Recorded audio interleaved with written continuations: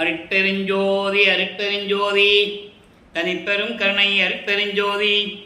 எல்லா உயிர்களும் இன்புற்று வாழ்க, வள்ளல் மலரடி வாழ்க வாழ்க, கொல்லா விரதம் குவளை எல்லாம் ஓங்குக, நல்லோர் நினைத்த நலம் பெறுக, நன்றி நினைத்த எல்லோரும் வாழ்க இசைந்து.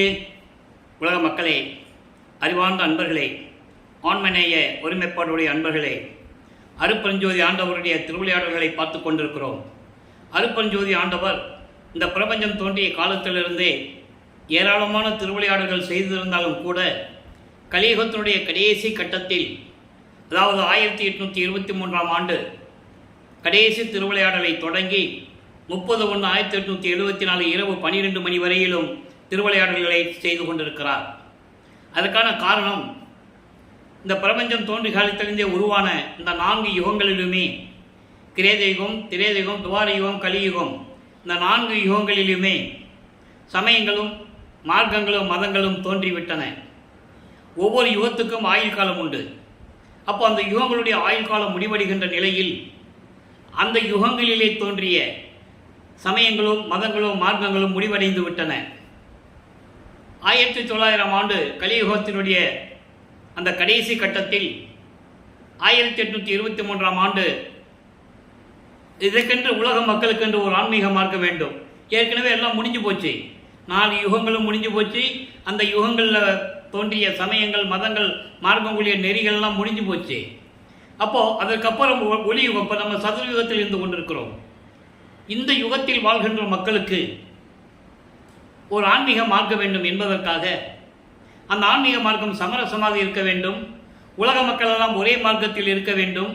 ஒரே இறைவனை ஏற்றுக்கொண்டு வேறுபாடுகள் இல்லாமல், முரண்பாடுகள் இல்லாமல், சண்டை சச்சரவுகள் இல்லாமல் நிம்மதியாக வாழ வேண்டும், இன்புற்று வாழ வேண்டும் என்பதற்காகவே அருட்பெருஞ்சோதி ஆண்டவர் சுத்த சன்மார்க்கத்தை நிறுவி அதை தன் மகன் கையில் ஒப்படைத்து இந்த உலக மக்களை எல்லாம் சுத்த சன்மார்க்கத்தில் சேர்த்து உலக மக்களெல்லாம் இன்புற்று வாழ வேண்டும் என்பதற்காகவே தனது அருளால் பெற்றெடுத்த ஒரு ஆண்மகனை செல்வப்பிள்ளை என்று பெயரிட்டு வளர்த்து கொண்டிருக்கிறார் அருட்பெருஞ்சோதி ஆண்டவர். இதனுடைய விளக்கங்களை எல்லாம் நாம் ஏற்கனவே பாடல்களிலே பார்த்து விட்டோம். அப்போ இந்த காலகட்டங்களில் வல்லப்பெருமானவர்கள் மக்களால் அழைக்கப்பட்டவர் திரு அருட்பிரகாச வள்ளலார். உலகத்திற்கு வருவிக்கூற்ற பிறகு அந்த சொந்தங்கள் இட்ட பெயர் ராமலிங்கம். அருட்பெருஞ்சாண்டவர் தன் மகனுக்கிட்ட பெயர் செல்வப்பிள்ளை. அதனால தான் நான் பிள்ளை பெருமான் என்று கூறுவதுண்டு. அப்போ இந்த நிலையில் இருக்கும்போது தன் மகனை ஒரு தாயின் வழியாக வருவிக்க செய்ய வேண்டும். காரணம், இறைவன் நினைத்திருந்தால் எப்படி வேணால் வருவிக்க செய்திருக்கலாம். சிவபெருமானை உதாரணமாக கூற வேண்டுமென்றால், சிவபெருமான் முருகனை நெற்றுக்கண்ணியிலிருந்து உருவாக்கியது போல தன் மகனை ஒரு கடலில் இருந்தோ வானத்தில் இருந்தோ நேரடியாக வருவிக்க செய்திருக்கலாம். இந்த திருவிளையாடல் அப்படி அல்ல. சமயங்களிலும் மதங்களிலும் மார்க்கங்களில் ஈடுபட்டு கொண்ட மக்கள்கள் அதெல்லாம் தேவையில்லை என்று உணர வேண்டும். சுத்த சன்மார்க்கத்திற்கு அதெல்லாம் தேவையில்லை, இந்த மார்க்கத்திற்கு இந்த யுகத்தில் இருக்கின்றோம் என்று மக்கள் உணர வேண்டும். அப்போ தன் மகன் மக்களோடு மக்களாக இருக்க வேண்டும். நல்லா புரிஞ்சுக்கணும். நீங்கள் சைவ சமயத்தினுடைய சைவ குலத்தில் இவர் வருவிக்க விட்டாதனால் இவர் சைவ நிலைகளை பின்பற்றி கொண்டிருக்க வேண்டும். சைவ சமயத்தின் அடையாளமாகிய திருநீறு பூசிக்கொண்டும் உத்திராட்சமலை போட்டுக்கொண்டும் நமச்சிவாயா சிவாய நம, நமச்சிவாயா ஓம் சிவாயா என்று சொல்லி வழிபட வேண்டும். அதனுடைய சரிய கிரிய யோகம் என்ற நிலைகளை கடக்க வேண்டும்.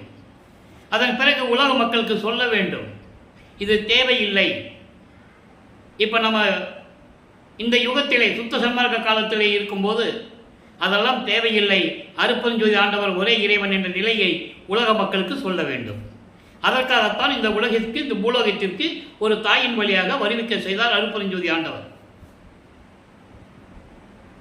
பிள்ளை பெருமான் வருவிக்க விட்ட இடம் சிதம்பரம் அருகிலே மருதுரை என்ற ஒரு கிராமம். அங்கே ஒரு சைவ குலத்தில் இருந்த தம்பதிகளுக்கு, அந்த தம்பதிகளுடைய பெயர் ராமையா பிள்ளை, சின்னம்மையார். அவர்கள் மூலமாக வருவிக்க உற்றார். பிறக்கவில்லை, பிறந்தார் என்று சொல்லக்கூடாது, அவதரித்தார் என்று சொல்லக்கூடாது. வருவிக்க உற்றவர் என்பது இறைவன் அருளால் வருவிக்க உற்றவர். அவருக்கு பிறப்பு இறப்பு இல்லை, ஒவ்வொரு யுகத்திலேயும் இருந்தவர். அருட்பஞ்சாண்டவர் தன் மகனை ஒவ்வொரு யுகத்திலும் ஒவ்வொரு காரியத்திற்காக வருவிக்க செய்திருக்கிறார்கள். அதை நீங்கள் நல்லா புரிஞ்சுக்கணும். அப்போ இந்த பூலோகத்திற்கு வருவிக்க செய்வதற்கு காரணம் சுத்த சன்மார்க்கம் விளங்க வேண்டும். சுத்த சன்மார்க்கத்தினுடைய நெறிமுறைகளை உலக மக்களுக்கு சொல்ல வேண்டும். அதனால் தான் கூறுகிறார், ஆன்ற சன்மார்க்கம் அணிபெற என்னைத்தான் ஈன்று அமுதளித்த இனிய நற்றாயே என்று கூறுகிறார் அருட்பெருஞ்சோதி அகவலிலே. அதே போல பாடலிலேயும் கூறியிருக்கிறார், அகத்தை கருத்து புறத்தை வெளுத்திருந்த உலக அனைவரையும் சகத்தே திருத்தி. சகத்தை திருத்தி என்பது எல்லாருக்கும் அறிவுறுத்தி, இனிமேல் இந்த சமயங்களும் மதங்களும் மார்க்கங்களும் தேவையில்லை, சுத்த சன்மார்க்கம்தான் தேவை என்று சொல்லி மக்களுக்கு அறிவுறுத்தி சகத்தை திருத்தி சன்மார்க்கத்தை அடைவித்திட அவரும் இகத்தே பரத்தை எல்லாம் பெற்று, இகம் என்பது இந்த பூலோகம், இந்த பூலோகத்திலே எல்லா நன்மைகளையும் இறைவனுடைய அருள்களையும் பெற்று மகிழ்ந்திடுவதற்கென்றே, மகிழ்வோடு வாழ வேண்டும், இன்புற்று வாழ வேண்டும் என்பதற்காகவே என்னை உகத்தே இறைவன் வருவிக்க உற்றேன், அருளை பெற்றேனே என்று கூறுவார். இதுக்காகத்தான் இந்த பூலோகத்தில் இந்த யுகத்தில் நான் பிறந்தேன், வருவிக்க உற்றேன் என்று சொல்லுகிறார். வருவிக்க உற்றேன் என்று சொல்லுகிறார். வருவிக்க உற்றேன், இறைவனால் இறைவனாகவே வருவிக்க உற்றேன், அருளை பெற்றேனே என்று சொல்கிறார். அருளை பெற்றேன் என்று ஏன் சொன்னார்னா, அதுக்கு நிறைய விளக்கங்கள் இருக்குது. ஏற்கனவே நம்ம பதிவில் விளக்கத்தை கொடுத்துருக்கேன். அருளை பெற்றேன் என்பது பூலோகத்தில் வருவிக்க உற்றதனால் எல்லாரும் ஒரு மானிட பிறவி என்று நினைத்துக் கொண்டிருப்பார்கள் இல்லையா? அருளை பெற்றேன் என்று சொன்னால் இறைவனுடைய அருளை பெற்றுக்கொண்டேன் என்பது இறைவனுடைய மகனாக வருவிக்க உற்று நான் அருளை பெற்றுக்கொண்டேன் என்று பொருள். இப்போ இந்த நிலையில் இருக்கும்போது வல்லப்பெருமானவர்கள் ஒரு தாயின் கருவறையிலே அமர்ந்திருக்கும் போது, கருவறை இருட்டாக இருக்கிறது என்று சொல்லும்போது அருட்பெருஞ்சோதி ஆண்டவர் கருவறைக்கே சென்று தன் மகனுக்கு ஒளிகாட்டியதையும், மகன் பசி என்று கூறும்போது அங்கே அருளமது ஊட்டியதையும், காற்றே வரவில்லையே உடம்பு புழுக்கமாக இருக்கிறதே என்று கூறும் பொழுது, தந்தையிடம் கூறும் பொழுது தந்தை மகனுக்காக தென்றல் காற்று வீசியதையும், இதெல்லாம் அந்த தாயின் கருவறையிலே நடக்கின்ற திருவிளையாடல்கள். திருவருட்பாவிலே பாடல்களிலே எல்லா விளக்கங்களும் உண்டு, யாரும் மறுக்க முடியாது. அந்த நிலையில் இருக்கும்போது இந்த பூலோகத்திற்கு வருவிக்க உற்ற பிறகு 5 மாத குழந்தையாக நமது இறைவன், குழந்தை இறைவன் இருக்கும்போது சிதம்பரத்துக்கு அழைத்து செல்லுகிறார்கள், ஏதோ ஒரு திருவிழாவுக்காக. அங்கேதான் தன் மகனுக்கு சிவரகசியத்தை காட்டுகிறார் 5 மாத குழந்தையிலே. நல்லா புரிஞ்சுக்கணும். நீங்கள் உலகிலே சொன்ன விளக்கம் வேற, அவங்க ஒவ்வொரு விதமாக சொன்னாங்க, கூட்டு போனாங்க, பயங்கரமாக சிரித்தார். இதை பார்த்து டீச்சர் அவருக்கு ராமலிங்கன்னு பேர் வச்சார் அப்படின்லாம் சொல்லுவாங்க. அங்கே அவர் டீச்சர் வந்து ராமலிங்கன்னு பேர் வைக்கல. மருதூர் பக்கத்தில் பெண்ணுள்ளூர் என்ற ஒரு கிராமம் இருக்குது, அங்கே ராமலிங்கேஸ்வரர் கோயில் ஒன்று இருக்குது. அதுதான் ராமையா பிள்ளைக்கு குலதெய்வம். அங்கே தான் நமது குழந்தை இறைவனுக்கு ராமலிங்கம் என்று பெயர் வைத்தது என்பதை இங்கே நான் பதிவு செய்ய கடமைப்பட்டிருக்கிறேன். நீங்கள் அங்கே போனீங்கன்னா எல்லா வரலாறு இருக்குது, நீங்கள் தெரிஞ்சுக்கலாம். அப்போ இந்த நிலையில் இருக்கும்போது அங்கே தான் அவர்களுடைய அந்த சம்பிரதாயங்கள்லாம் நடக்குது. மொட்டை போடுறது, காது குத்துறது, அதில் கடுக்காம் போடுறது எல்லாம் அங்கே தான் நடக்குது. அந்த கடுக்கான கடைசியில் கழட்டினது யார்? அருட்பெருஞ்சோண்டவர் தான் வந்து கழட்டுவார். அது வரைக்கும் இவர் கழட்ட முடியாதுன்னு சொல்லிடுவார். நீ இருக்கும்போது தானே போட்டாங்க, நீ தான் கழட்டுன்னு சொல்லுவார்.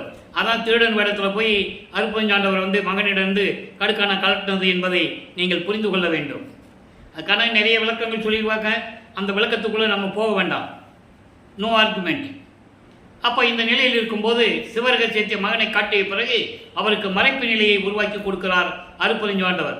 அதுக்கப்புறம் அவருக்கு என்னன்னே தெரியாது. அப்போ இவங்கெல்லாம் கிளம்பி சென்னைக்கு போயிட்டாங்க. அப்போ சென்னையில் தான் இருக்கிறாங்க. நமது பிள்ளை பெருமானவர்களுக்கு 8 ஆண்டுகள் வரைக்கும், அதாவது அருட்பெருஞ்சாண்டவர் தொடங்கிய திருவிளையாடல் 1823ஆம் ஆண்டு தொடங்கிய திருவிளையாடல் 1874 ஆண்டுகள் வரையிலும், அதாவது 51 ஆண்டுகள் திருவிளையாடல் நடக்குது. இந்த 51 ஆண்டுகளை அருட்பெருஞ்சாண்டவர் 8 ஆண்டுகளாக பிரித்து தன் மகனுக்கு அருளை கொடுத்து கொண்டிருந்தார் என்பதை திருவருட்பாவிலிருந்தே நாம் பார்த்து கொண்டிருக்கிறோம். ஒவ்வொரு பதிகத்திலிருந்தும், ஒவ்வொரு திருமுறையிலிருந்தும், ஒவ்வொரு பாடலிலிருந்தும் பார்த்து கொண்டிருக்கிறோம். அப்போ வருவிக்க உற்ற 1ஆம் ஆண்டிலிருந்து 8 ஆண்டுகள் வரைக்கும் நமது பிள்ளை பெருமானவர்களுக்கு அவர் யாருன்னு அவருக்கு தெரியாது. ஏதோ ஒரு குடும்பத்தில் பிறந்தோம், ஒரு ஆண்மகனாக பிறந்தோன்னு மட்டும்தான் அவருக்கு தெரியும். அவர் மனநிலை ஒரு நிலையில் இல்லை. காரணம், உலகையில் எப்படி இருப்பாங்க, குழந்தையை கொண்டு பள்ளிக்கூடத்தில் சேர்ப்பாங்க, அதை மாதிரி நமது குழந்தை இறைவனை சேர்க்கிறாங்க. அங்கே படிக்க அவருக்கு மனம் இல்லை, இருக்காது. ஏன்னா இறைவன் திருவிளையாடல் செஞ்சுட்டு இருக்காரு, அவருக்கே தெரியாது. அப்போ அதனால் ஏற்பட்ட துன்பங்கள் வீட்டில் வந்து திட்டுவாங்கல்ல, பள்ளிக்கூடத்துக்கு நம்ம பள்ளிக்கூடம் போக மாட்டேன்ற, தெரு தெருவாக சுற்றிக்கிட்டு இருக்க, கோயில் மூலமாக சுற்றிக்கிட்டு இருக்க, இந்த வயசில் நீ எப்படி உருப்பட போவ, இப்படிலாம் சொல்லுவாங்கல்ல. அந்த ஏளன பேச்சுகளையும் அவமானங்களையும் தாங்கிக் கொண்டிருக்கிறார் நமது பிள்ளை பெருமானவர்கள். 9வது ஆண்டு தொடக்கத்தில், அதாவது 2வது எட்டில் 9வது ஆண்டு தொடங்குகிறது. 9வது ஆண்டு தொடக்கத்தில் இறைவன் அவன் முன் தோன்றி, நல்லா கவனிக்கணும், இப்போ அவருக்கு அருட்பெருஞ்சாண்டவர் தான் இறைவன் தெரியாது, சுத்த சன்மார்க்க ஒரு மார்க்கம் இருக்கிறது அவருக்கு தெரியாது. சைவ சமயத்தில் இருந்ததனால் சிவபெருமான் தான் இறைவன் என்று சொல்லி வழிபட்டு கொண்டிருக்கிறார். சைவ சமய நெறிகளை பின்பற்றி கொண்டிருக்கிறார். சைவ சமயத்தின் அடையாளமாகிய திருநூறு பூசிக்கொள்வதும், உத்துராட்சமாலை போட்டுக்கொள்வதும், சிவசிவா நமச்சிவாயா ஓ சிவாய நமா என்று பெயரை சொல்லிக்கொண்டு அதாவது அந்த மந்திரங்களை சொல்லிக்கொண்டு இறைவனை வழிபட்டு கொண்டிருக்கிறார். காரணம், இவர் சைவ குலத்தில் வரிவிக்க விட்டதனாலும். அதன் பிறகு 9வது ஆண்டில் இறைவன் எதிரிலே தோன்றி, நீ என்னால் வரிவிக்க விட்ட மகன், ஞானத்தை பெற்றுக்கொள் என்று கூறி, காரண காரியங்கள் எல்லாம் நடக்கக்கூடியவைகளை எல்லாம் முன்பருவம் பின்பருவம் காட்டி உனக்கு அருள் செய்வேன் என்று கூறி மறைந்து விடுகிறார். அப்போ இவருக்கு மறைப்பு நிலை ஏற்படுகிறது. நல்லா புரிஞ்சுக்கணும் நீங்க. இப்போ அவருக்கு இறைவனால் வருவிக்க உற்ற மகன் அப்படி மட்டும் அவருக்கு தெரியும். புரியுதா உங்களுக்கு? அப்போ அந்த நிலையில் இருக்கும்போது வெளியிலே அவர் சொல்லவும் முடியாது. ராமையா பிள்ளையார் தான் எங்கள் அம்மா, எங்கள் அப்பா, சின்னம்மையார் தான் எங்கள் அம்மா அப்படின்னு அவர் சொல்ல முடியாது. ஏன்னா இறைவன் மகனும் தெரிஞ்சிச்சு. அந்த தாய் வந்து 10 மாதம் நமது குழந்தை இறைவனை வயிற்றில் வச்சு பெற்று கொடுத்தார்கள். புண்ணியவதி, போற்றக்கூடியவர்கள், மதிக்கக்கூடியவர்கள், அதில் எந்த விதமான மாற்று கருத்து கிடையாது. புரியுதா உங்களுக்கு? ஆனால் அவர் இறைவனுடைய மகன் என்று தெரிந்த பிறகு யார் மீதும் அவருக்கு பற்று இல்லை, பாசங்கள் இல்லை. அவருக்கு தெரிஞ்சு போச்சு. அப்பா வெளியும் சொல்ல முடியாது. சரி, என்றாவது ஒரு நாள் இறைவனிட்டிருந்து நம்ம அருளை பெற்றுக்கொள்வோம் என்று சொல்லி முறையீடு செய்கிறார். 9வது ஆண்டிலிருந்து 12 ஆண்டுகளுக்குள் 1ஆம் திருமுறை உருவாகிறது. 8 பதிகங்கள், 712 பாடல்கள். நாம் அதில் திருவருள் முறையீடு முதல்ல ஆரம்பிச்சிருக்கோம். இந்த அடியேன் வள்ளலார் ஊழியன் ஏற்கனவே திருவடி புகழ்ச்சி, மகாதேவ மாலையெல்லாம் விளக்கங்கள்லாம் நம்ம யூடியூப்பில் கொடுத்துருக்கேன், நீங்கள் பார்த்துக்கலாம். இருந்தாலும் இன்னொரு முறை திருவிளையாடல் வரும்போது இன்னொரு தடவை விளக்கங்கள் வரும். இப்போ திருவருள் முறையீடு 6வது பதிகத்திலே 232 பாடல்களில் சிவபெருமானை எப்படி முறையீடு செய்கிறார், எப்படியெல்லாம் அருளை வேண்டுகிறார் என்ற நிலைகளை எல்லாம் பார்த்து விட்டோம். இறைவனிடமிருந்து எந்த ஒரு அருளையும் பெற முடியவில்லை. இறைவன் காட்சி கொடுக்கவில்லை, அருளை கொடுக்கவில்லை. அப்போ இவர் மனநிலை, நம்ம இவ்வளவு முறையீடு செய்தும் சிவபெருமானிட்டிருந்து நம்ம அருளை பெற முடியவில்லை என்ற ஒரு ஏக்கத்தில், ஒருவேளை அம்மையை பற்றி பாடினால், வடிவுடையம்மனை பற்றி பாடினால் ஒருவேளை அருள் கிடைக்குமோ என்று எண்ணி வடிவுடையம்மனை பற்றி பாடுகிறார், முறையீடு செய்கிறார். அந்த அம்மனுடைய நிலையையும் இறைவனுடைய நிலையையும் சொல்லி தனக்கு ஏன் அருளவில்லை என்ற நிலையில் முறையீடு செய்வார். அப்போ வடிவுடை மாணிக்க மாலை உருவாகிறது. மொத்தம் 100 பாடல்கள். ஒவ்வொரு பாடலிலிருந்தும் எப்படியெல்லாம் அந்த அம்மையனை, அந்த அம்மாவை முறையீடு செய்தார் என்பதை பார்த்து கொண்டிருக்கிறோம். இன்றைக்கு 25வது பாடல். பாடலை நல்லா கவனிங்க. சார்ந்தே நின்பால் ஒற்றியூர் வாழும் நாயகர், தாம மகிழ்வு கூர்ந்தே குலாவும் அக்கொள்கையனை காணில் கொதிப்பால் என்று தேர்ந்தே அங்கங்கையை செஞ்சடை மேல் சிறை செய்தனர். ஒன் வார்ந்தே குலைகொள் விழியாய் வடிவுடை மாணிக்கமே, என் அம்மையே பொறுமையின் கடலே. எப்படி சொல்ற பாருங்க, என் அம்மையே பொறுமையின் கடலே, நீ திருவொற்றியூர்க்கின்ற இறைவனோடு நீ வாழ்ந்து கொண்டிருக்கிறாய், அது உண்மை.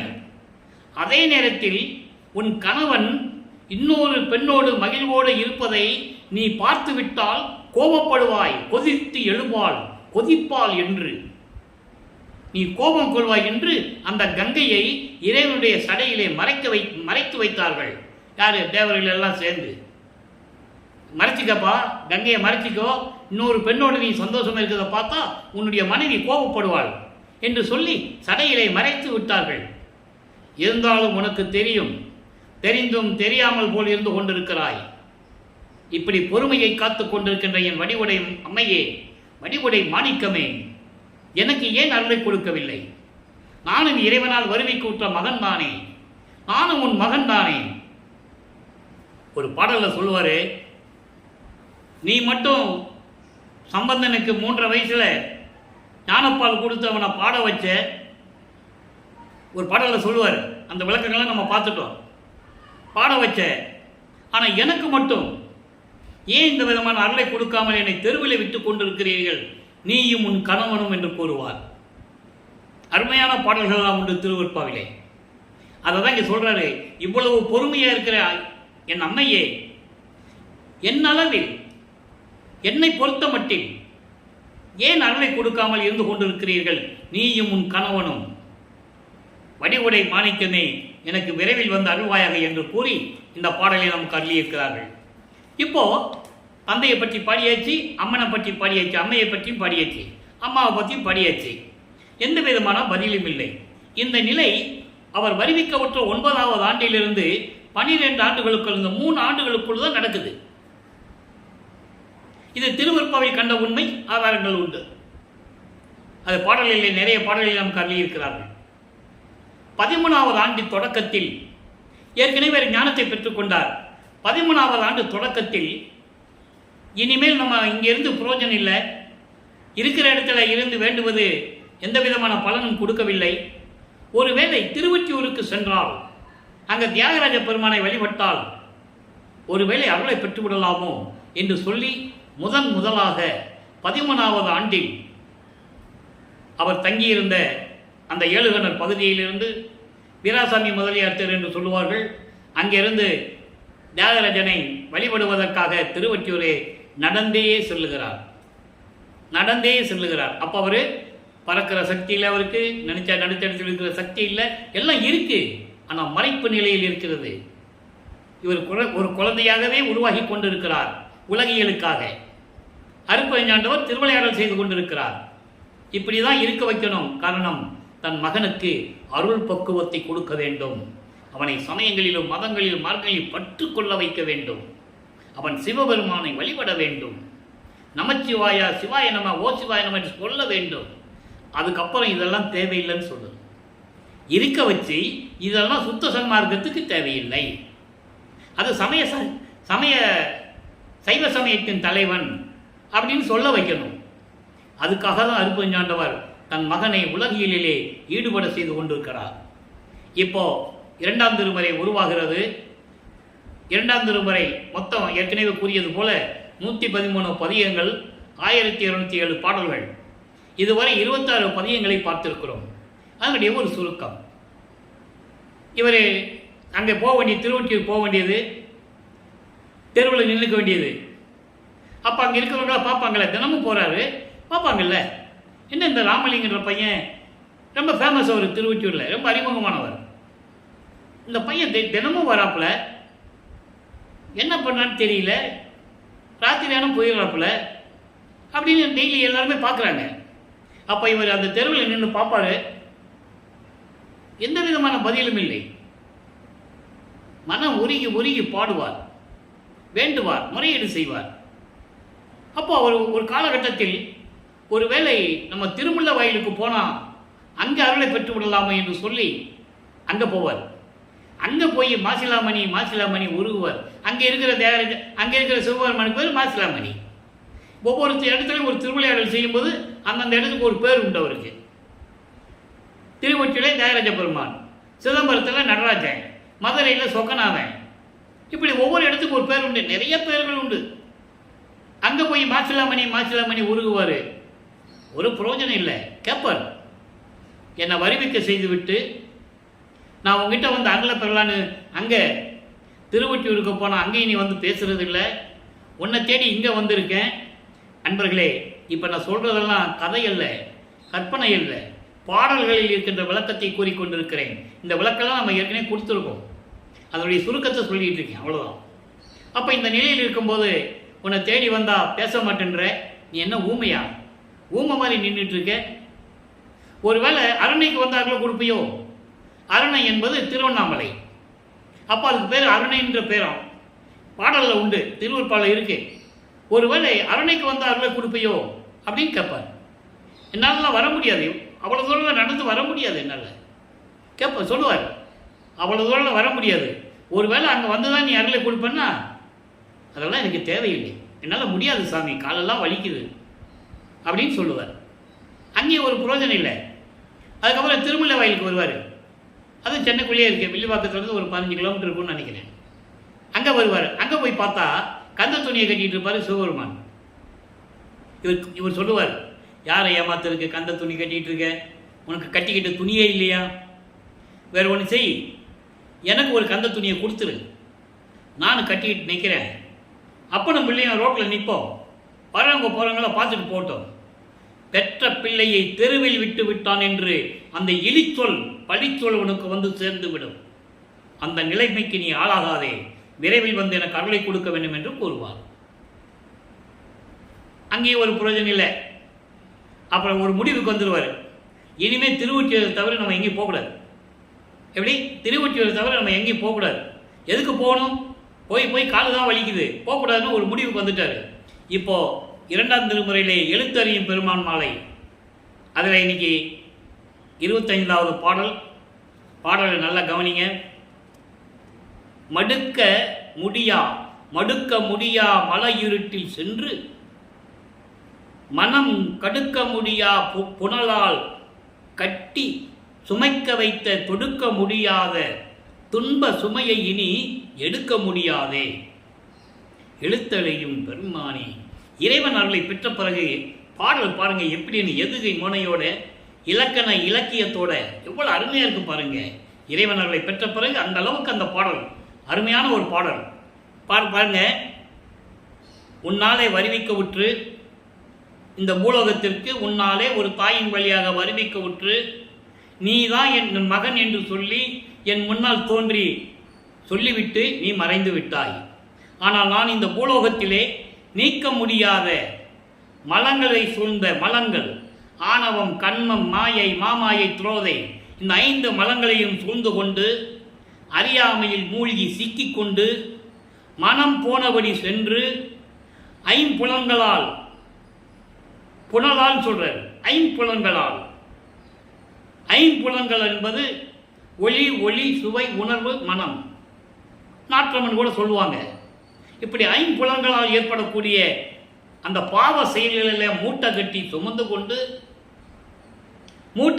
சுமந்து கொண்டு துன்பப்பட்டு என்னை ஆட்டி படைத்து கொண்டிருக்கின்றாய். இனிமேல் இந்த சுமையை தூக்கி இப்பூலோகத்தில் நான் என்னால் இருக்க முடியாது. போதுண்டா சாமி, என்னால் இனிமேல் இருக்க முடியாது. ஒன்று நீ வந்து அருளை கொடு, இல்லை நான் தூக்கி போய். இனிமேல் பாவ சுமைகள்லாம் என்னால் சும்மா முதுகில் சுமந்துக்கிட்டு இழிச்சொல்களையும் பழிச்சொல்லையும் வாங்கிட்டு என்னால் இருக்க முடியாது. விரைவில் வந்து எனக்கு அருள்வாயாக என்று சொல்லி எழுத்தறியும் பெருமானை விரைவில் வந்து எனக்கு அருள்வாயாக என்று சொல்லுவார். எல்லா உயிரினங்களையும் காத்து கொண்டிருக்கின்ற இறைவன், எல்லாருடைய தலையெழுத்துக்களை அறிந்து கொண்டிருக்கின்ற இறைவன், அதான் எழுத்தறியும் பெருமான் என்று சொல்லுகிறார். எனக்கு மட்டும் ஏன் இது மாதிரி செஞ்சிட்டு இருக்க? விரைவில் வந்து எனக்கு அருள வேண்டும் என்று சொல்லுகிறார். இப்போ வல்லப்பெருமான் அவர்கள் 2வது எட்டை முடித்து விட்டார். அதாவது 16 ஆண்டுகள் முடிந்து விட்டது. 16 ஆண்டுகள் வரைக்கும் அவர் பட்ட துன்பங்களையும் மனத்துயரங்களையும் நமக்கு திருவெட்பாவிலே அருள் இருப்பதை நாம் பார்த்து கொண்டிருக்கிறோம். இறைவனுடைய திருவிளையாடலால் எந்த அருளையும் பெற முடியவில்லை. 3ஆம் திருமுறை உருவாகிறது. இப்போ வல்லப்பெருமான் அவர்கள் 3வது எட்டில் அடியெடுத்து வைக்கிறார். 3/24,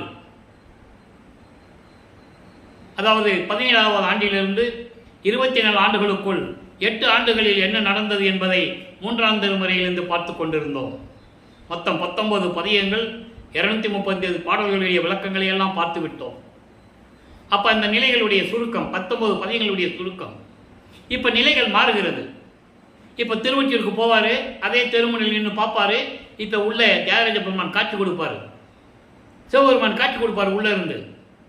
இவருக்கு ஒரே சந்தோஷம், சரி காட்சி கொடுத்துட்டாரு, எப்படியாவது அருளை கொடுத்துருன்னு சொல்லி அங்கே நின்றுட்டு இருப்பாரு, மறைஞ்சிடுவார்.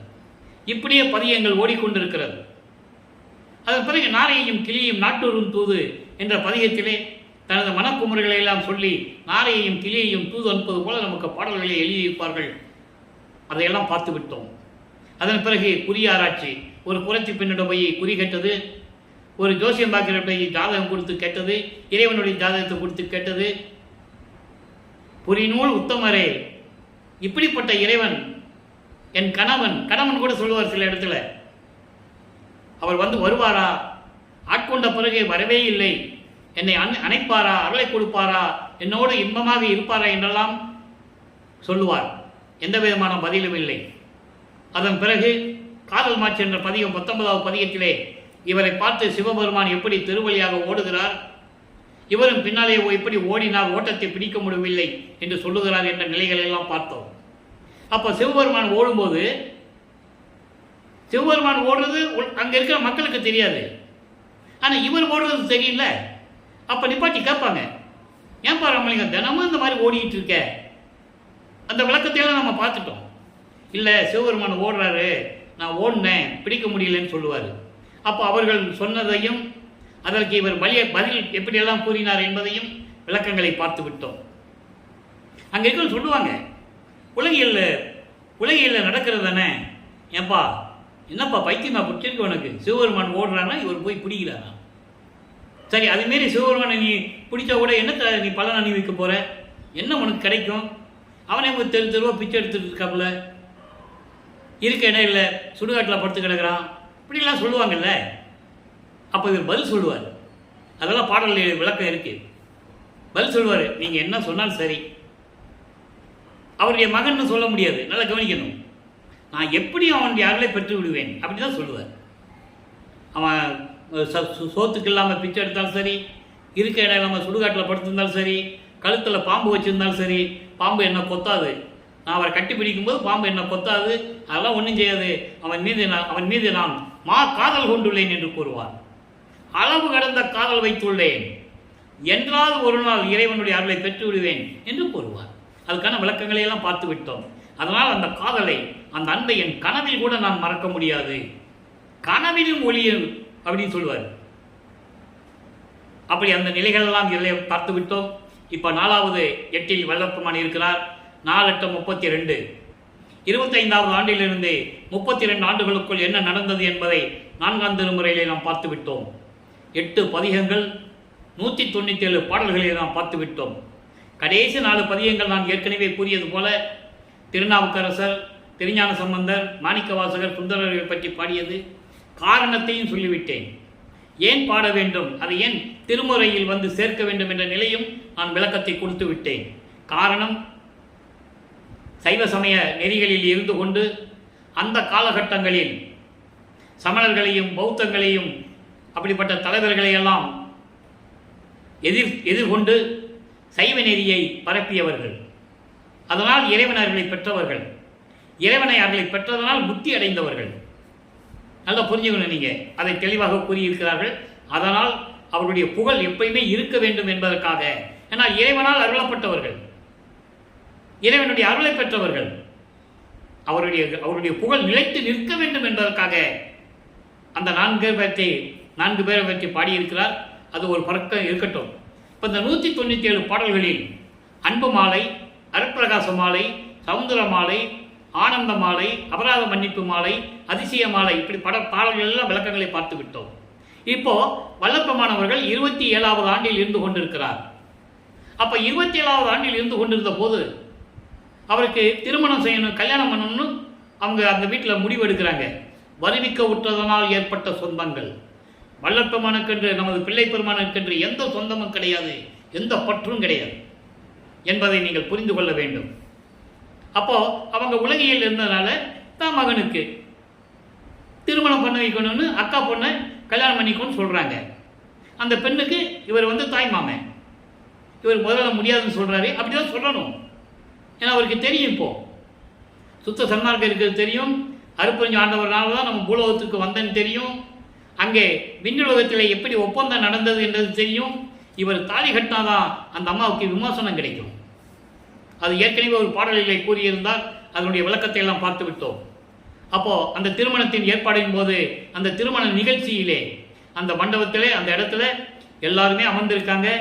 பிரம்மன், திருமால், ருத்திரன், மகேஸ்வரன் போன்ற பதத்தலைவர்களும் ரிஷிகளும் முனிவர்களும் சத்தர்களும் சக்திகளும் தேவர் கூட்டத்தை சேர்ந்த 18 கூட்ட தலைவர்களும் இவரை வாழ்த்துவதற்காக அங்கே அமர்ந்திருக்கிறார்கள். பாடலில் சொல்கிறாரு, உங்களுக்கெல்லாம் இது புதுசாக தெரியும்னு நினைக்கிறேன். ஏன்னா யாரும் சொன்னதில்லை, உங்களுக்கு தெரியாது. பாடலில் இருக்கு. அந்த விளக்கத்தை மக்களிடம் சொல்ல மறைத்து விட்டார்கள். மனம் இல்லை. காரணம், அவர்கள் சமயங்களிலும் மதங்களிலும் மார்க்கங்களிலும் ஜாதிகளிலும் பற்று கொண்டு இருந்தவர்கள். அவரை சுற்றி இருந்தவர்களும் சரி, அவரை பற்றி தெரிந்து கொண்டவர்களும் சரி, எல்லாருமே இந்த நிலையில் பற்று கொண்டிருந்தவர்கள். அதனால் அதை சொல்ல மறந்து விட்டார்கள். மறந்து விட்டார்கள் என்பதை சொல்வதை விட மறைத்து விட்டார்கள் என்பதுதான் உண்மை. இந்த வள்ளலார் ஊழியனுக்கு அந்த கருத்தை, அந்த விளக்கத்தை எனக்கு இறைவன், எனது தந்தை வல்லற்பமானவர்கள் கொடுத்ததனால் நான் உங்களுக்கு சொல்லிக் கொண்டிருக்கிறேன். அப்போ அங்கே வாழ்த்துவதற்கு நின்று கொண்டிருக்கிறார்கள், அமர்ந்திருக்கிறார்கள். அங்கே இவர் தாலி கட்டி அந்த அம்மாவுக்கு விமோசனத்தை கொடுக்கிறார். இது அந்த அம்மாவுக்கு தெரியும்.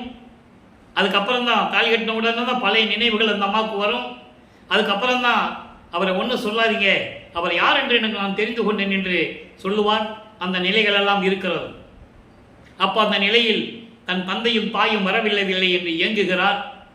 அருட்பெருஞ்சோதி ஆண்டவரும் சிவகாமி வெள்ளியும் வரவில்லை என்று ஏங்குகிறார். அந்த ஏக்கத்தை அந்த இரவிலே 2 குதிரை மாட்டின தேரில் வந்து மகனை வாழ்த்துவிட்டு சொல்லுகிறார்கள் என்பதை விளக்கத்தை எல்லாம் பார்த்து விட்டோம். இப்போ எல்லா நிலைகளும் முடிஞ்சிருச்சு. அந்த அம்மாவுக்கு விமோசனத்தை கொடுத்தாச்சு. ஏற்கனவே இறைவனிட்ட கட்டளையை நிறைவேற்றியாச்சு. இப்போ சமயங்களையும் மதங்களையும் மார்க்கங்களையும் விட்டாச்சு. திருநூறு பூசுவதை நிப்பாட்டியாச்சு. உத்திராட்ச மலையை தூக்கி எரிஞ்சாச்சு. ஏன்? சுத்த சன்மார்க்கத்தை வாங்கணும். சுத்த சன்மார்க்கத்துக்கு இதெல்லாம் முக்கிய தடைகள். அதனால தான் சொல்றாரு, முக்கிய தடைகளாகிய சுத்த சன்மார்க்கத்திற்கு முக்கிய தடைகளாகிய சமயங்கள், மதங்கள், மார்க்கங்கள் என்பவற்றின் ஆசார சங்கற்ப விகற்பங்கள் என்று சொல்லுவார். ஏன்னா ஒவ்வொரு சமயத்துக்கும் குறியீடுகள் உண்டு, அடையாளம் உண்டு. சைவ சமயத்துக்கு திருநீர் பூசுறது, வைஷ்ணவ சமயத்துக்கு நாமம் போட்டுக்கிறது, சாதாரண சமயத்திற்கு குங்குமம் போட்டு வச்சுக்கிறது, சந்தனம் போட்டு வச்சுக்கிறது. அவன் சௌர சமயம் சூரியனுக்குரியது. இப்படி பல சமயங்களுக்கு பல குறியீடுகள் உண்டு. அதுலேயும் முரண்பாடுகள் உண்டு. அப்போ அந்த நிலைகள்லாம் மாறணும்னா இது விடணும். அப்போதான் இவர் சுத்த சன்மார்க்கத்தை போய் வாங்க முடியும். சுத்த சன்மார்க்கம் யார் நிறுவியது? அருட்பெருஞ்சோதி ஆண்டவர். மகனுக்கு கொடுக்கணும், இவர் போய் வாங்கணும். அப்போ இதெல்லாம் இந்த நிலைகளெல்லாம் மாறணும். அப்போ இந்த சரியை கிரிய யோகம் 12 நிலை கடந்துட்டாரு. இவர் அறியாமலேயே கடந்துட்டாரு சொல்றதை விட அருட்பெருஞ்சோதி கடக்க வச்சுட்டாரு. உருவத்தை பாட்டு வழிபட்டாரா? அது சரியை. அப்புறம் ஓம் நம சிவாயா சிவாய நமன்னு சொல்லி மந்திரம் சொல்லி வழிபட்டாரா? அது கிரியை, முடிஞ்சு போச்சு. அப்புறம் தனிமையில் இருக்கும்போது யோக நிலையில் இருக்கும்போது வழிபட்டாரா? முடிஞ்சு போச்சு. முன்னாங்க 12 நிலை முடிஞ்சு போச்சு. அப்போ அது முடிச்சாச்சு. சமயங்களையும் மதங்களையும் மார்கள் பட்டுகளையும் விட்டாச்சு. திண்ணூர் பூசுவதையும் உத்திராட்ச மலையை தூக்கி எரிஞ்சாச்சு. வெள்ளாடை போட்டாச்சு, முக்காடு போட்டாச்சு. இப்போ சுத்த சன்மார்க்கத்தை வாங்கணும். இப்போ 32 ஆண்டுகள் முடிந்து அந்த 32வது இறுதி கட்டத்தில் இவர் என்ன பண்ணுவார்? இனிமேல் நம்ம எங்கேயும் போகக்கூடாது, எங்கே திருவொற்றிருக்க போகக்கூடாது. கதவை சாத்தி தாப்பா போட்டார். அங்கேயே சென்னையிலே கதவை சாத்தி தாப்பா போட்டார். எங்கேயும் நான் இனிமேல் போக மாட்டேன், நீ வா அப்படின்னு சொல்லி கதவுக்கு உள்ள வீட்டுக்குள்ளே இருந்துட்டார். இப்போ அருட்பெருஞ்சாண்டவருக்கு தெரிஞ்சு போச்சு, மகனுடைய கோபம் நியாயமானது, இனிமே காக்க வைக்கக்கூடாது. ஏன்னா 32 வருஷம் முடிஞ்சு போச்சு. அவர் வரிவிக்க விட்டு 32 ஆண்டு முடிஞ்சு போச்சு. 51 வருஷத்துல 32 முடிஞ்சிடுச்சு. நீ 19 ஆண்டுகள் தான் இருக்கு. அப்போ அவர் விண்ணுலகத்திலிருந்து பூலோகத்துக்கு வருகிறார். அந்த தெருவிலே எப்படி கால் வலிக்க நடந்து வந்து கதவை திறந்து எப்படியெல்லாம் அருளை கொடுத்தார் என்ற விளக்கத்தை எல்லாம் அருட்பிரகாச மாலையிலே 100 பாடல்களிலே விளக்கத்தை பார்த்து விட்டோம். இப்போ எல்லா அருளையும் பெற்றுக்கொண்டார். ஏம சித்தி, தத்துவ சித்தி, தத்துவ வெற்றி, தத்துவங்களை கடத்தல் எல்லாம் நடந்துச்சு. அங்கேயே சுத்த சன்மார்க்கத்தை வாங்கணும், சாகா கல்வியை போய் கற்றுக்கணும், அது மேலே போய் தான் வாங்கணும். இப்போ எல்லாவற்றையும் கடந்து இப்போ வல்லப்பமானவர்கள் 5வது எட்டில் இருந்து கொண்டிருக்கும் போது எப்படியெல்லாம் இருந்தார் என்பதை பார்த்து விட்டோம். 33வது ஆண்டிலிருந்து 40 ஆண்டுகளுக்குள் எப்படியெல்லாம் இருந்தார் என்பதை பார்த்து விட்டோம். அதனுடைய சுருக்கம் எப்படி 13வது ஆண்டிலே முதலாக திருவொற்றியூருக்கு சென்றாரோ சிவபெருமானை வழிபடுவதற்கு, அதே போல 33வது ஆண்டில் தன் தந்தை அருட்பெருஞ்சோதி ஆண்டவரிடமிருந்து சுத்த சன்மார்க்கத்தை பெற்றுக்கொள்வதற்காகவும் சாகா கல்வியை கற்றுக்கொள்வதற்காகவும் தத்துவங்களை கடந்து அந்தங்களை கடந்து சரியை கிரிய யோகம் என்ற 12 நிலைகளையும் கடந்து பெருவெளி, அதாவது பரவெளி, பரம்பரவெளி, பராபரவெளி, பெருவெளி, பெருசுகவெளி, இப்படியெல்லாம் சொல்லுவார் வல்லப்பமானவர்கள். எல்லா வெளிகளையும் கடந்து 16வது நிலையான ஞானத்தில் ஞானமான சுத்த சிவஞான வெளியிலே இருக்கின்ற தன் தந்தையிடமிருந்து சுத்த சன்மார்க்கத்தை பெறுவதற்காக அங்கதான் சத்தியஞான சபை இருக்கு. பொற்சபை சிற்றபையோடு கூடிய சத்தியஞான சபை அங்கே இருக்கு. முதல்ல போறார். மகனை வரவேற்பதற்காக அருட்பெருஞ்சாண்டவர் தயார் நிலையில் இருந்து கொண்டிருக்கிறார். அங்கே தேவர்களும் பிரம்மன், திருமால், ருத்திரன் போன்றவர்களும், தேவாதி தேவர்கள், முனிவர்கள், ரிஷிகள் எல்லாருமே சத்தியஞான சபைக்கு வெளியே தான் நிற்கணும். முதல் படியில் கூட கால் எடுத்து வைக்க முடியாது. பாட்டில் சொல்றாரு, அவங்க உள்ள போக முடியாது, இருந்தாலும் வெளியே இருந்து தான் பார்க்கணும். சத்தியஞான சபைக்குள்ள நாட் அலோவ், அவங்களுக்கெல்லாம் உள்ள போக முடியாது. அப்போ இவர் போகும்போது என்ன இவ்வளவு கூட்டமாக நிற்கிதுன்னு பார்க்குறாரு. பாட்டில் இருக்கு, பாட்டில் இருக்கிறதா நீங்கள் நான் பேசிக்கிட்டு இருக்கேன். ஒரு வரி கூட கற்பனையோ சுயமாக சொல்றது கிடையாது. எல்லாமே பாடல்களில் விளக்கம் உண்டு, யாரும் மறுக்கவும் முடியாது. அப்போ அந்த நிலையில் இருக்கும்போது தேவர்கள் தான் முதல்ல நிற்கிறாங்க. என்ன இங்கே நிற்கிறீங்கன்னு கேட்குறாரு. நீங்கள் போங்க சாமி, சைகை காட்டுறாங்க. ஏன் நீங்கள் வரல? நீங்கள் தான், உங்களுக்கு தகுதி, நீங்கள் தான் போக முடியும், போங்க. போறாரு. அப்பா வரவேற்கிறார். மகனே, இந்த ஆடைகளை எல்லாம் கலைந்து விட்டு புனித நீராடி புத்தாடை அணிந்து அணிகலன்களையெல்லாம் அணிந்து மங்கள கோலத்துடன் வருவாயாக. உனக்கு 2 நாளிகையில் மணிமகுடம் சூட்ட வேண்டும், மணிமுடி சூட்ட வேண்டும், சாகா கல்வியை கற்றுத்தர வேண்டும். இனி 2 நாளிகை தான் இருக்கிறது, 1 மணி நேரம் தான் இருக்குதுன்னு சொல்றார். உடனே அதே மாதிரி இவர் எல்லாம் புனித நீராடி மங்கள கோலத்துடன் வந்து அங்கே அலங்கரிக்கப்பட்ட சிங்காசனத்திலே அமர வைத்து தன் மகனுக்கு மணிமடி சூட்டி சுத்த சன்மார்க்கத்தை கொடுக்கிறார், சாகா கல்வியை கற்றுக் கொடுக்கிறார். எல்லாம் வெளியிருந்து தான் வேடிக்கை பார்க்கணும். அதை பாட்டில் சொல்றாரு. நாகாதிபனும் நாரணனும் நான்முகனும் நறுமுறும் எனவே மெய்யர் வியப்பில் இருக்கு. அதோடு மட்டுமில்லை, நிறைய பாடல்கள் இருக்கு. அப்போ அந்த நிலையில் இருக்கும்போது சாகா கல்வியை கற்றுக்கொண்டு தந்தையிடமிருந்து விடைபெற்றுக் கொண்டு தந்தை கூறுகிறார், மகனை சென்று வா பூலோகத்திற்கு, இன்னும் ஆண்டுகள் இருக்கிறது. இன்னும் எத்தனை ஆண்டுகள் இருக்கு? 11 ஆண்டுகள் இருக்கு. 40 வருஷம் முடிஞ்சு போச்சு, நீ 11 ஆண்டுகள் இருக்குது. அப்போ நீ கிளம்புன்னு சொல்லி நன்றாக அவன் அப்படியே நம்ம கருமொழியில் வந்து இருக்கிறார். அதுக்கான விளக்கத்தையெல்லாம் நம்ம கொடுத்துட்டோம். இப்போ கருமொழியில் தந்தையும் மகனும் எப்படியெல்லாம் உரையாடினார்கள். நீ என்ன பாக்கி இருக்கு? ஜீவகானிய ஒழுக்கம் உருவாகணும், உலக மக்களுக்கு சொல்லணும். அது சுத்த சன்மார்க்கத்துடைய ஒரு முக்கியமான நெறி. அப்போ சுத்த சன்மார்க்கத்தின் நெறியை சொல்லணும், கடவுள் ஒருவர்னு சொல்லணும். அப்போ இங்கே ஒரு சத்தியஞான சபை வரணும், கொலையும் புலையும் தவிர்க்கணும், மக்கள்கிட்ட சொல்லணும். அதை தவிர்த்தவன் தான் சத்தியஞான சபைக்குள்ள போகணும்னு சொல்லணும். ஜீவாரி ஒழுக்கத்தை சொல்லணும்னா ஒரு தர்மசாலை உருவாகணும், அங்கே பசியை போக்கணும். அப்போ தான் மக்களுக்கு விலைக்கு சொல்ல முடியும்.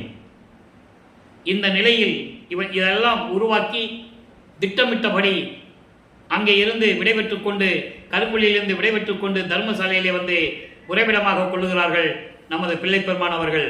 இப்போ நமது பிள்ளை பெருமானவர்கள் 6வது எட்டில் இருந்து கொண்டிருக்கிறார். 6×8 44 44வது ஆண்டிலிருந்து வருவிக்க விட்ட 44வது ஆண்டிலிருந்து கிட்டத்தட்ட 48 ஆண்டுகளுக்குள் தர்மசாலையில் இருக்கிறார்.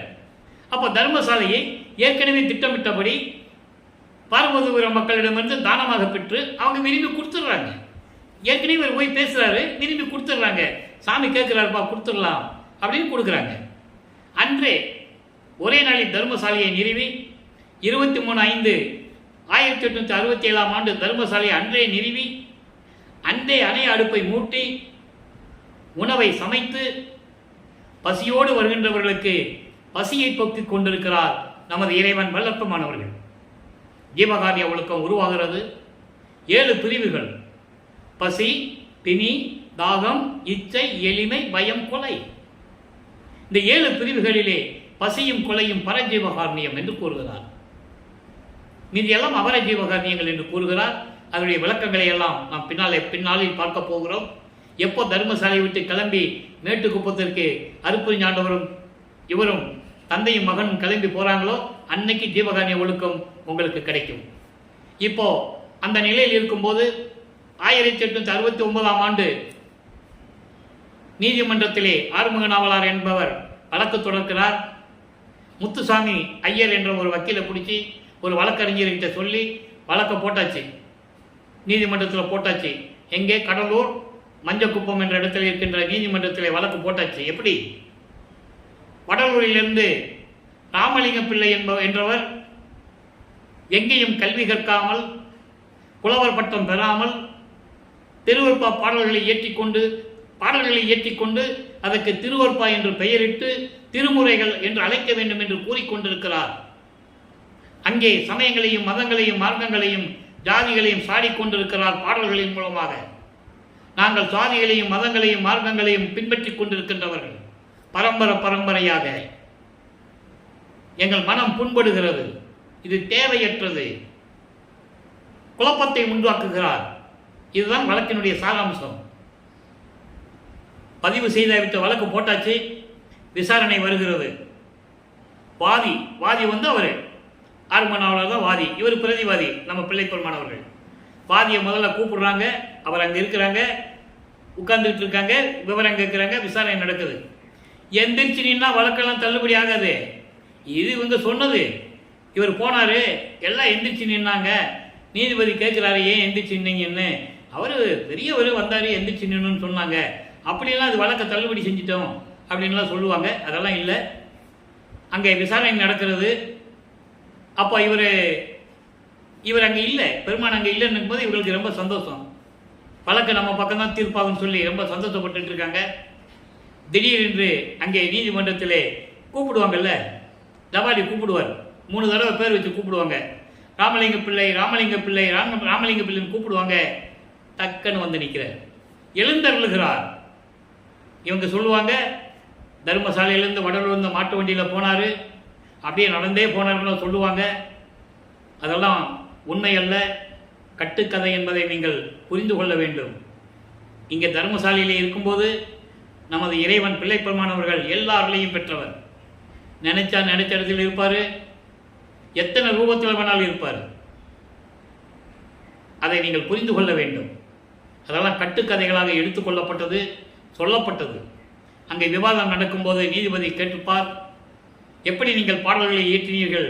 நீங்கள் எங்கேயும் கல்வி கற்காமல், புலவர் பட்டம் பெறாமல் நீங்கள் எப்படி பாடல்களை இயற்றினீர்கள் என்று கேட்கும்போது, எனது இறைவன் அருளால் நான் இயற்றினேன், எல்லாம் இறைவனுடைய செயல், அருப்பெருஞ்சோதி ஆண்டவர்கள் அருளால் தான் நான் செய்தேன்.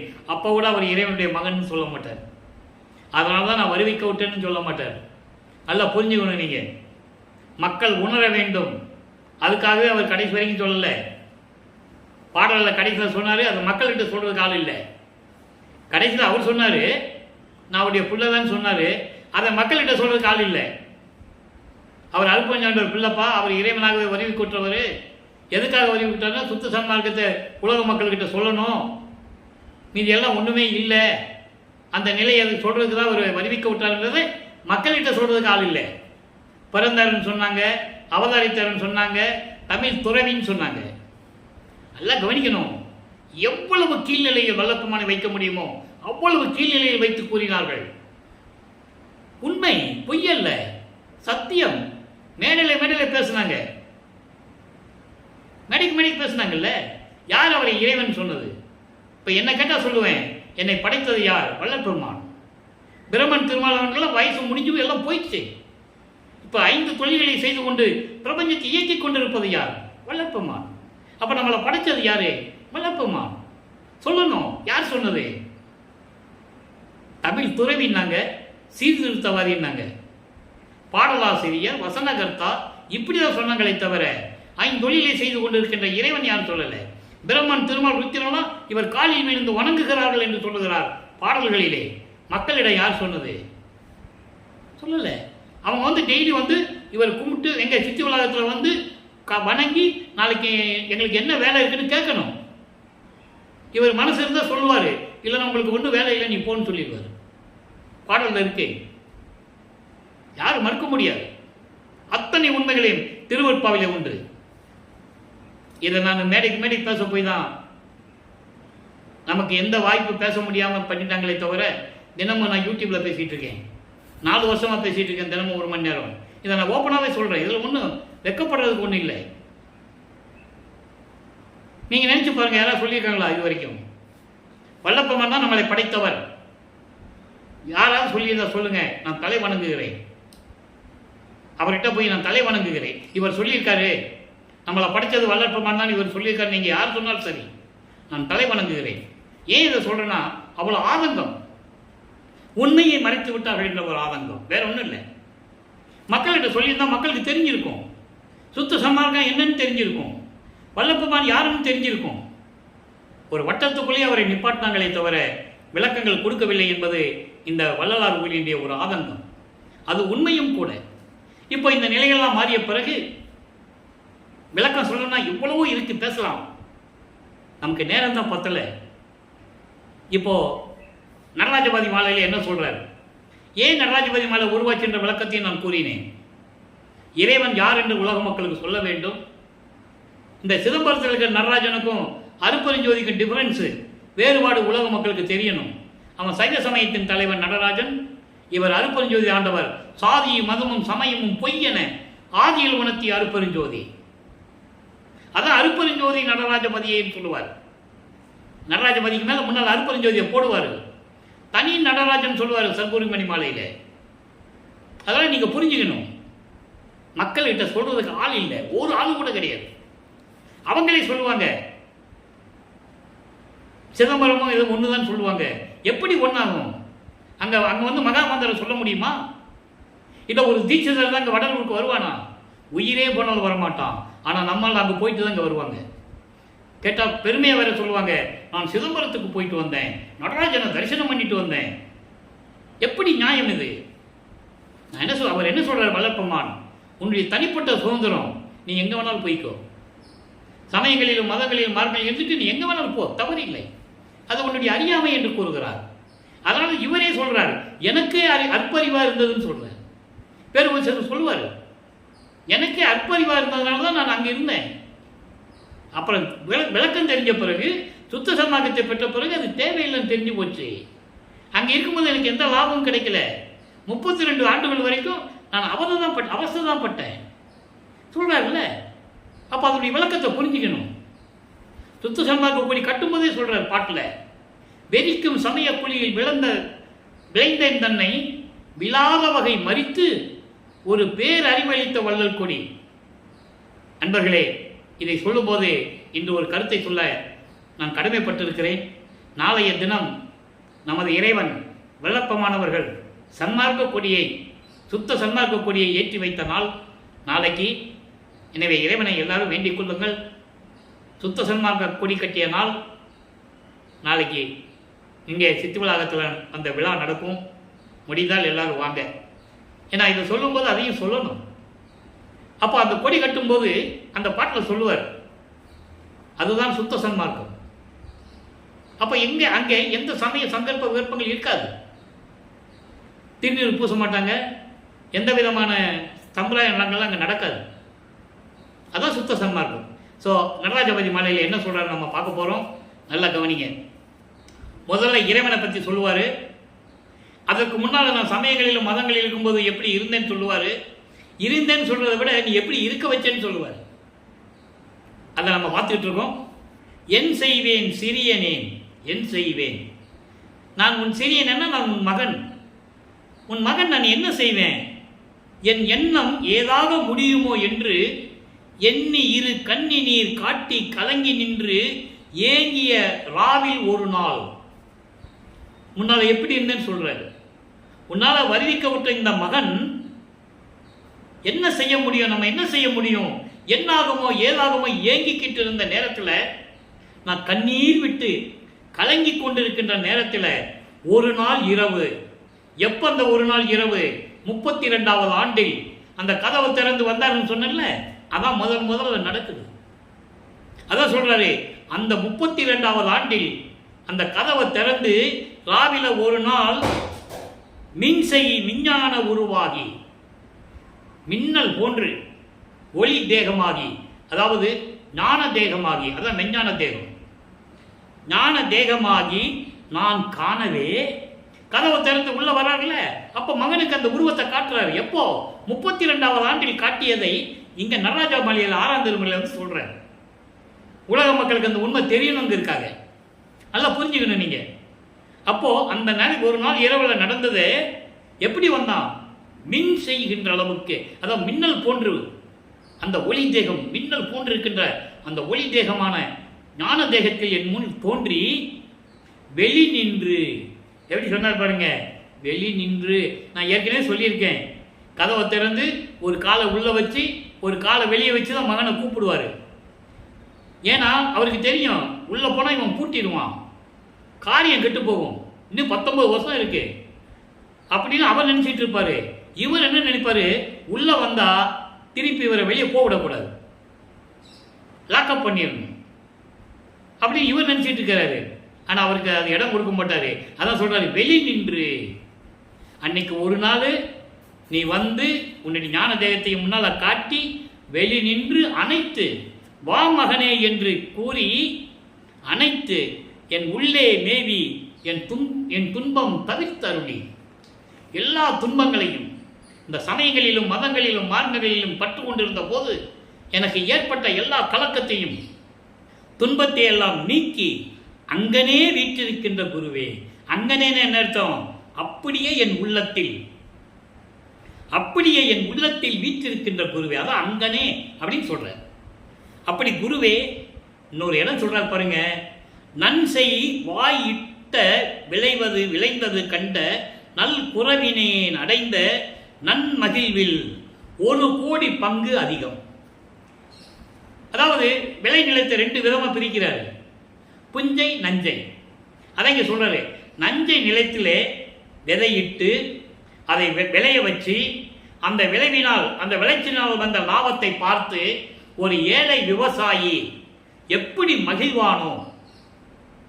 நல்லா கவனிக்கணும், ஒரு நஞ்சையில விதைச்சி பயிரிட்டோ நல்ல விளைய வச்சு அந்த விளையில வருகின்ற வருமானம், அந்த விளைச்சல்ல பார்த்து அந்த ஏழை விவசாயி நல் குறவினேன், அந்த ஏழை விவசாயி எப்படி மகிழ்வானோ அதை விட கோடான கோடி பங்கு நான் மகிழ்ந்தேன்.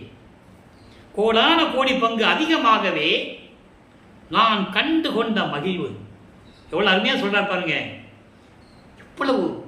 எவ்வளவு அருமையா நமக்கு திருவருட்பாவில் அருளி இருக்கிறார் தெரியுமா, ஒவ்வொரு பாடலிலும். அதனால்தான் இந்த வள்ளலார் ஊழியர் அவர்களிடம் பெற்ற வல்லப்பமணி பெற்ற அருளினால் தயவாலையும் கருணையாலையும் இந்த விளக்கத்தை பெற்று உங்களுக்கு நான் கூறிக்கொண்டிருக்கிறேன். ஒவ்வொரு பாடலுக்கு விளக்கம் சொன்னது யாரு? யாரும் சொல்லலை, பொதுப்படையாக பேசினார்கள், அவ்வளவுதான். என்ன சொல்ற பாருங்க, இப்படியெல்லாம் ஒரு ஏழை விவசாயி விதைச்சி வருமானத்தை பார்த்து எப்படி மகிழ்வானோ அதை விட கோடான கோடி பங்கு அந்த மகிழ்வை நான் கண்டேன், நான் அடைந்தேன், அவ்வளவு மகிழ்ச்சியா இருந்தேன். நன்மகிழ்வில் கோடான கோடி பங்கு அதிகமாகவே நான் கண்டு கொண்ட மகிழ்வு. அதுக்கடுத்து ஒரு வரியில சொல்ற பாருங்க, வன்செய் வாய் வாதருக்கு அரிய பொருளே. வன்செய் வாய் வதருக்கு, இந்த சமயங்களிலும் மதங்களிலும் மார்க்கங்களிலும் ஜாதிகளிலும் பற்றுக்கொண்டு வாய்க்கு வந்தபடி விவாதமிட்டு கொண்டு விவாதம் பேசிக்கொண்டு வீணாக நேரத்தை போக்கிக் கொண்டிருப்பவர்களுக்கு காண முடியாத இறைவன். அதான் சொல்றாரு, வன்செய் வாய் வாதருக்கு அரிய பொருளே. அப்படிப்பட்ட இறைவன் என்னை வலிய வந்து ஆட்கொண்ட பரமே, என்னை விரும்பி வந்து என்னை ஆட்கொண்ட என் இறைவனே, மணிமண்டின் நடு நின்ற ஒரு தெய்வமே. சிதம்பரத்தில் நடி நின்ற தெய்வன் சொன்னாரா? இல்லை. அங்கே திருச்சிற்றம்பலத்திலே சத்தியஞான சபையிலே நடு நின்ற ஒரு தெய்வம். இதை ஏன் மறுபடியும் நான் சொல்றேன்னா, மக்கள் மனதில் ஆழமா பதிய வச்சுட்டாங்க. மக்கள் மனதில் ஆழமா பதிய வச்சுட்டாங்க. அதுக்காக தான் நான் அந்த நடராஜன் வேறு நடராஜபதி வேறுன்னு நான் சொல்லிட்டு இருக்கேன். வேறு ஒன்றும் இல்லை. ஏன்னா வேறுபடுத்தி மக்களுக்கு காட்டணும். சுத்த சன்மார்க்கத்துடைய இறைவன் யார்? ஒரே இறைவன், ஆதியம் அந்தமில்லா தோன்றிய இறைவன், சுயமாக தோன்றிய இறைவன், ஜாதிகளையும் மதங்களையும் சமயங்களையும் சாராத இறைவன் என்று உலக மக்களுக்கு சொல்லணும். திருவருப்பாவில் இருக்கிறது சொல்லணும். கதையாவோ கற்பனையாவோ சொல்லக்கூடாது. அதனால தான் நான் சொல்லிட்டு இருக்கேன். வேற ஒன்றும் இல்லை. எல்லாம் வல்ல நடராஜபதியே அருப்பெருஞ்சோதி என்று சொல்லுகிறார். அடுத்து சர்க்குருமணி மாலையில் என்ன சொல்றாருன்னு பார்ப்போம். நல்லா கவனிச்சுட்டே வாங்க, நேரம் கடந்து கொண்டிருக்கிறது. ஏகா அநேகா என்று ஏத்திடும் மறைக்கே எட்டாத நிலையே. மறைன வேதங்கள், ரிக் வேதம், யசுர் வேதம், சாம வேதம், அதர்வேண வேதம். இந்த வேதங்கள் எல்லாம் எப்படி வணங்குறாங்களா? ஒரே ஏகனா ஒரே இறைவன், அநேகனா எல்லா இடத்திலும் பரிபூரணமாக விளங்கி கொண்டிருக்கின்ற இறைவன், ஒரு நிலையான இறைவனாகவும் பரிபூரணமாக விளங்கி கொண்டிருக்கின்ற இறைவனாகவும் என்று சொல்லி இந்த மலைகள் எல்லாம் உன்னை வணங்கி கொண்டிருக்கின்றன. அவைகளுக்கு கூட எட்டாத நிலையில் இருக்கின்ற இறைவன் நான் எட்டிய மலையே, நான் எட்டிய மலையே, நான் அடைந்தேன். அருப்பெருஞ்சோதி ஆண்டவரை நான் அடைந்தேன். காரணம் சுத்த சன்மார்க்கத்தை பெற்றேன், அந்த நிலையை நான் அடைந்து விட்டேன் என்று கூறுகிறார். அழக சொல்லுவார். பெரிய சிவ அனுபவத்தால் சுத்த சன்மார்க்கம் பெற்றேன், இரவாமை உற்றேன் கான் தோழி. எங்க சொல்லுவாரு? அனுபவ மாலையில் 95வது பாடல்ல கடைசி வரியில சொல்லுவார். அந்த விளக்கத்தை நம்ம பார்க்க போறோம். அதான் இங்கே சொல்றாரு, நான் எட்டிய மலையே. ஓகால மதங்களை அருமையா சொன்னார். ஓகால மதங்களை, அதாவது ஓலமிட்டு கொண்டு முரண்பாடுகளை சுமந்து கொண்டிருக்கின்ற அந்த மதங்கள் இருக்கிறதே, அதை ஏன் சொன்னாரு? ஒவ்வொரு மதத்துக்கும் ஒரு கோட்பாடு உண்டு, அது எல்லாமே முரண்பாடுகள். ஒவ்வொரு மதத்துக்கும் கோட்பாடுகள் உண்டு, ஆனால் எல்லாமே முரண்பாடுகளாக இருக்கும்.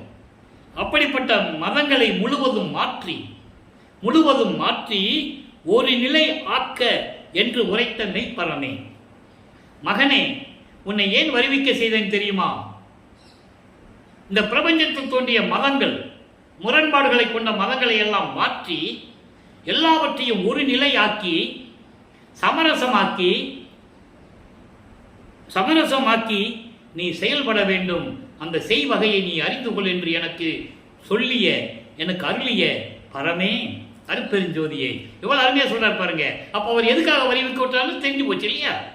அகவலையும் சொல்லிட்டாரு, ஒவ்வொரு பாடலையும் சொல்றாரு. ஈ காதல் உடையவருக்கு இருநிதி அளித்து, ஈ காதல்னா அளவில்லாத அன்பு, அளவில்லாத பற்று உடையவர்களுக்கு.